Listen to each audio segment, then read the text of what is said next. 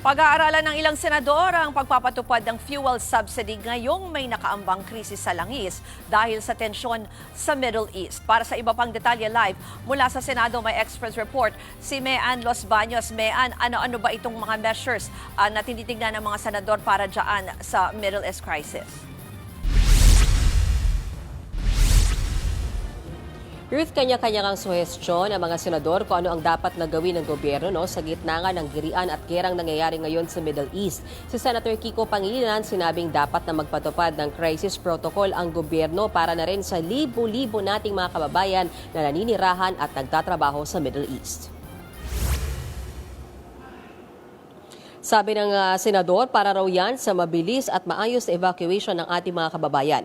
Panawagan din ni Senator Kiko sa gobyerno suspindihin ang excise tax na pansamantala sa diesel at kerosene. Yan ay para raw maibsan ng bahagya ang siguradong pagsirit sa presyo ng petrolyo. Kasabay niya ng agad-agad na fuel subsidy sa mga tsuper ng jeep, bus at tricycle, gayon din sa mga magsasaka at mangingisda para sa kanilang traktora at bangka. Si Senator Jesus Codero naman iminungkahing buhayin ng isang coordinated Middle East Crisis Command Center. Ito ay para consolidate ang real-time monitoring, maplano ang corridors at pre-positioning ng evacuation assets sa posibleng paglilikas ng ating mga kababayan. Nananawagan din Ruth si Senator Erwin Tulfo ng recovery plan para sa mga paalis na OFW na naiipit dahil sa airstrike sa Middle East.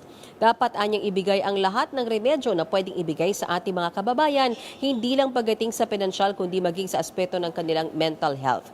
Sa ipinatawag namang emergency meeting ni Senate Committee on Migrant Workers Chairperson Senator Raffy Tulfo, tiniyak ni Migrant Worker Secretary Hans Leo Kakdak na may exit plan na para sa mga Pinoy sa Middle East kapag lumala pa ang sitwasyon. Inireport din ng Armed Forces na naka-standby na ang C-130 at cargo aircraft para sa mass repatriation kung kinakailangan. Iniulat din ng OWA na naka-standby ang Emergency Repatriation Fund para sa mga uuwing OFWs. Samantala, sang-ayon din Senator Raffy sa paghahanda ng fuel subsidy sa nakaambang pagtaas ng presyo ng langis. Pakinggan natin ang kanyang pahayag.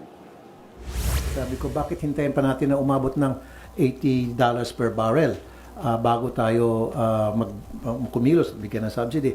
Samantala yung mga gasoline station, konting taas lang ng langis sa abroad, agad-agad tinataas na agad nila yung presyo nila dyan sa mga gasoline station. Unahin natin yung mga maliliit nating kababayan, yung mga tricycle drivers, yung mga jeepney drivers, yung mga bus drivers, yung sa public services. Now, doon sa mga middle class, that is something that has to be studied, of course, by proper authorities. Kung kinakailangan bigyan sila, so be it, why not? Siyempre, isa rin sila sa mga apektuhan kasi itong mga middle class natin, nagtatrabaho din sila, kasama sila sa workforce. Now, kung hindi natin sila bigyan ng subsidy, baka ilan sa kanila, hindi na makapagtrabaho.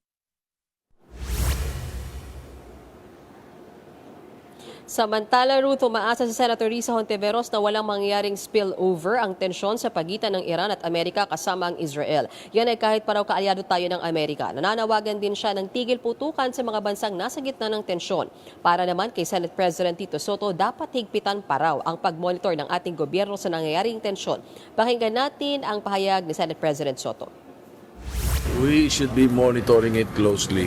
I don't think we should be too much worried dahil nakakapag-create ng panic yun eh. Right now, hindi lang yung presyo ng crudo pinag-uusapan dito. There might be security issues. We should be very vigilant. We really hope, each one of us hopes and prays na hindi ito mag-spill over. Pero 'di ba, kung anong mangyari sa Middle East or for that matter any part of the world, makakaapekto talaga sa buong mundo. Sa tigil putukan muna, i-secure yung kaligtasan ng